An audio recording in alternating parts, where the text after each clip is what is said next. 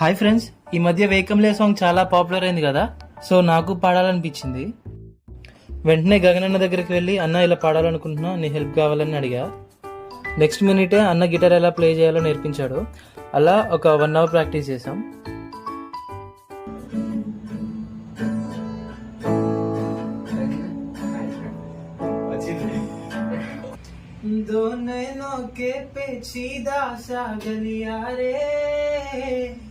మళ్ళీ అప్పుడు second line start.